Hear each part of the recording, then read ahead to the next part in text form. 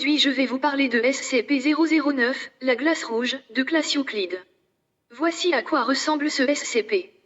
009 est une substance avec des propriétés uniques et de 3700 litres qui est incolore telle de l'eau en petite quantité sous toutes ses phases. Et elle prend une couleur rouge quand elle est en plus grande quantité. 009 réagit de la façon inverse de l'eau, H2O, aux températures extrêmes. En effet, la substance est donc liquide entre -100 et 0 degrés mais solide au-dessus de 0 degrés.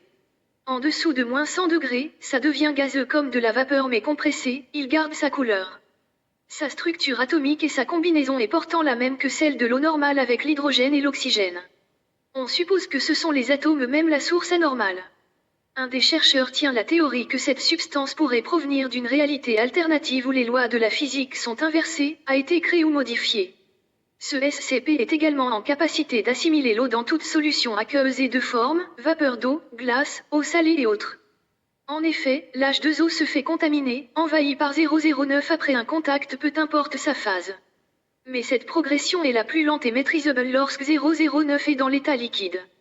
Cependant, cette conversion en 009 va de même pour l'eau des fluides corporels, tout contact avec une source de vie dégageant de la chaleur entraîne une réaction incontrôlée. En se propageant, ce SCP se gèle en raison de la température corporelle, ce processus se stoppe après qu'il y a plus d'eau du tout à récupérer. Il est aussi possible de stopper la propagation avec une interférence extérieure. Grâce aux tests effectués sur des classes D, on a pu déterminer les étapes du processus. Étape 1. Le contact. L'eau sur la surface de la peau exposée est transformée et la présence d'eau aux alentours peu importe sa forme accélère le phénomène. Étape 2. L'effet sur la peau. Tout d'abord sur la surface de la peau on a une fine couche de givre qui se propage, ça dure entre 5 minutes et 1 heure selon les températures du corps. Pour l'instant c'est juste la peau, les cellules vivantes ne sont pas encore atteintes et converties en 009.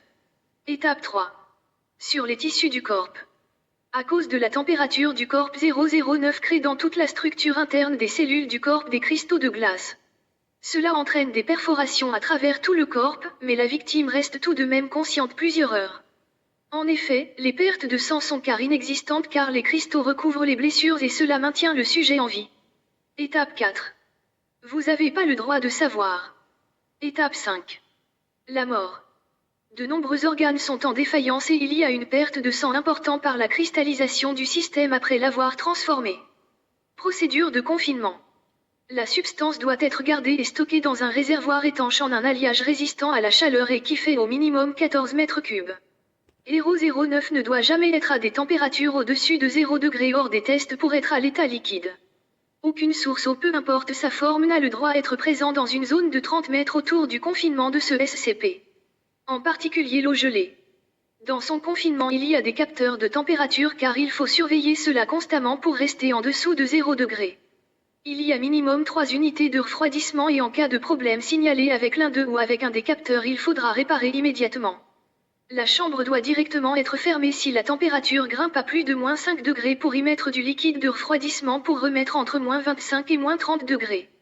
L'atmosphère, lui, doit être évacuée quand il y a le personnel dans le confinement en filtrant la vapeur d'eau qui doit être gardée dans les mêmes conditions que les vapeurs de 009. Les vapeurs qui ont les capacités de 009 sont gardées en quarantaine dans le zone de confinement. Toutes les personnes qui entrent sont obligées d'avoir une combinaison de protection contre l'environnement pour observer et interagir avec 009. Et quand on sort, on doit subir une déshydratation de tout son équipement et matos de recherche. S'il y a une contamination de repérer, rien ni personne n'a le droit de sortir. Il y aura un verrouillage de niveau 2 dans la zone et les autorités ont le droit d'utiliser la force létale s'il le faut sur leur cible. Mais les forces de sécurité doivent rester le plus loin possible et éviter tout contact pour éviter d'être à leur tour contaminés par les substances de 009 restantes. Addendum du 16 décembre du XXIe siècle. Il est désormais interdit d'utiliser le super refroidissement sur ce SCP à des fins d'expérience. L'azote liquide doit uniquement être utilisé sur 009 et en des quantités limitées pour remettre la température à un niveau satisfaisant. Autre information. Pour ce qui concerne les recherches en attente d'évaluation, on a l'application avec la fusion froide. La découverte de ce SCP.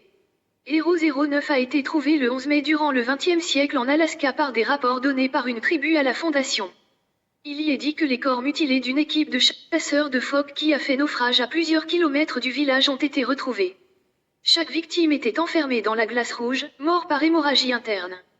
Mais sur certains d'entre eux, qui étaient suffisamment intacts, on pouvait encore y voir leur expression du visage marquée par la douleur intense et la panique.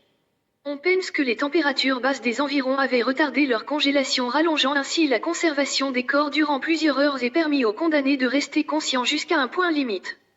Pour ceux qui veulent lire d'archives de ce SCP sans avoir allé sur le site internet de la Fondation SCP, je vous invite à stopper la vidéo pour pouvoir lire tranquillement.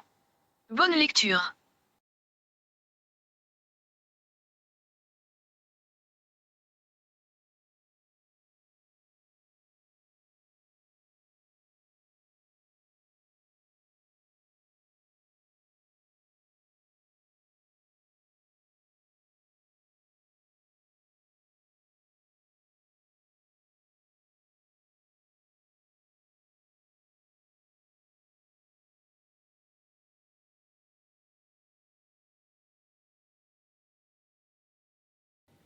Donc la prochaine fois que vous voyez de la glace rouge, faites attention car parfois il est préférable de ne toucher avec les yeux plutôt qu'avec les mains si vous ne voulez pas vous transformer en glaçon.